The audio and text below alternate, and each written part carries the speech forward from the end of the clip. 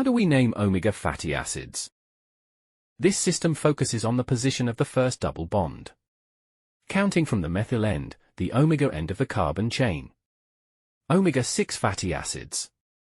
The first double bond is 6 carbons from the methyl end. For example, linoleic acid is an omega-6 fatty acid. Omega-3 fatty acids. The first double bond is 3 carbons from the methyl end. For example, alpha-linolenic acid is an omega-3 fatty acid. Why are these fatty acids called as essential fatty acids? The human body lacks the necessary enzymes to synthesize essential fatty acids, so they must be obtained through diet. They are vital for various physiological functions, including brain development, hormone synthesis, and reducing inflammation. A deficiency in essential fatty acids can lead to various health problems, including skin problems, hair loss, and impaired brain function.